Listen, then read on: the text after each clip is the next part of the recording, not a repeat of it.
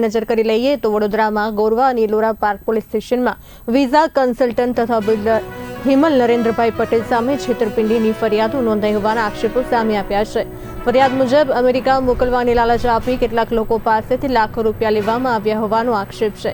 એક ફરિયાદમાં અમેરિકા માટે વિઝા અપાવવાના નામે ₹5 લાખ અને અન્ય એક કિસ્સામાં મકાન આપવાની લાલચ આપી ₹2 લાખની છેતરપિંડીનો આક્ષેપ કરવામાં આવ્યો છે। જ્યાં મારો છોકરો જોબ કરે છે એ ભાઈનું નામ છે હેમલ પટેલ નરેન્દ્ર પટેલ ઉર્ફે રુદ્ર અને રહે છે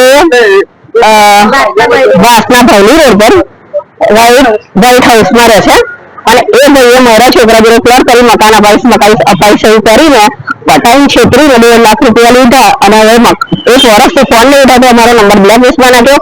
એના પર ઘણા બધા કેસો છે, પેપરમાં પણ આવે છે ને એને ઘણા જોડે ફ્લોટ કરેલું છે અને એ ભાઈ પર કાયદેસર કાર્યવાહી થવી જોઈએ અને અમારા જેવાને છેતરવાનું બંધ કરે અને અમારા લીધેલા પૈસા પાછા મળે એવી અપેક્ષા રાખીએ છીએ।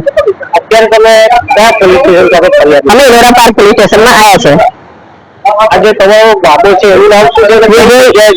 વિજય જસભાઈ પટેલ અને એ ગેંડા સર્કલ ઓફિસ આગળ ગેંડા સર્કલ સમાની ઓફિસમાં જોબ કરતો હતો। શું માંગણી છે તમારી? અમારી માંગણી એ જ છે કે અમારા પૈસા પાછા આપે અને એને કાયદેસર રીતે સજા થાય, કારણ કે અમારા જેવા અનેક લોકોને છે। મારી સાથે ફ્રોડ થયું છે। હેમલ પટેલ નામના વ્યક્તિએ ₹5 લાખ અમેરિકા જવાનું કહી તમને અમેરિકાને 30 દિવસમાં મોકલી આપીશું એવું કહીને થોડા કરીને ₹5 લાખ લીધા છે અને હજુ આપવાનું નામ લેતો નથી।